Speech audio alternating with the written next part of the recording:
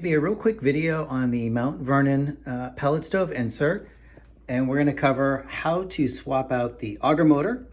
Mine broke, so this is the new unit with the optical sensor. Here we go. Okay, before we start, make sure you disconnect the power to the pellet stove.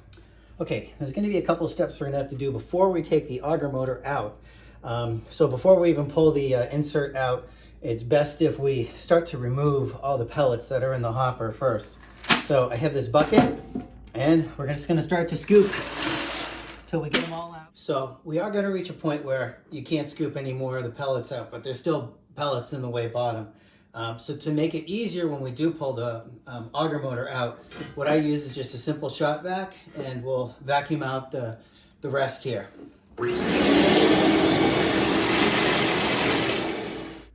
Now that we have all the pellets vacuumed out, it's time to take the doors off. So we have a door on either side. This will lighten the load. Next, we got to pull the unit out so we can access the auger motor, and we're going to have to get to the electronic motherboard. So that's where everything's hooked up to. So here we go. I usually just... Okay, here's the back. And here's the old auger motor. And we're going to have to disconnect the wires, which are here, and there's another one that will disconnect. And the only screw that we need to be worried about is this bottom one right here, just that one bottom screw. We just need to actually just take that out, and the whole unit will slide out. So disconnect the wires first, then unscrew that, and then we're going to pull that whole unit out. Okay, next you're going to need to disconnect it from the motherboard. You squeeze it, and then it pops right out.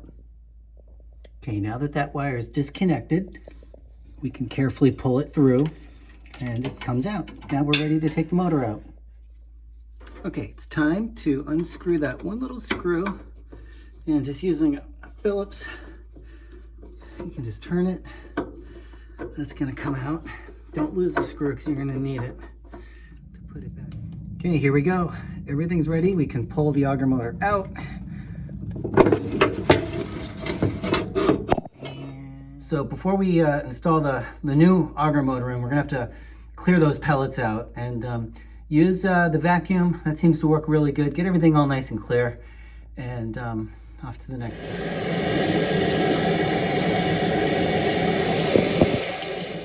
Okay, time to put the new auger motor in, and here we go.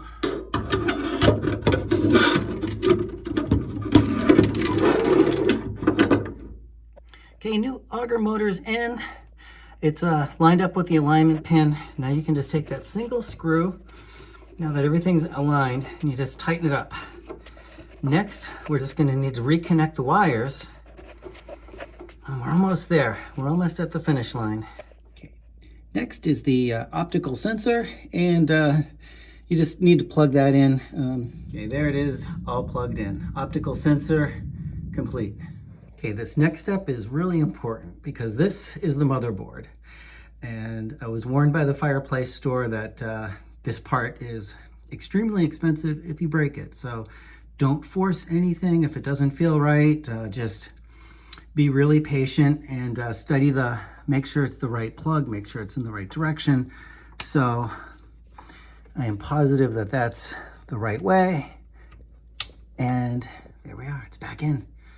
All right, everything's pushed back in, and it's time we can pour the pellets in. And we're also going to put some pellets in the fire pot because the auger motor is not primed. There's nothing in it, and it's going to take a while for the pellets to pull up. So here we go. All right, we're just going to fill that up with a little bit of pellets just to get things primed. Auger motor is all installed, and pellets are dropping into the fire pot, and we have a beautiful, nice fire going. So it looks like we're going to be warm tonight, and I hope that this video helped. Good luck.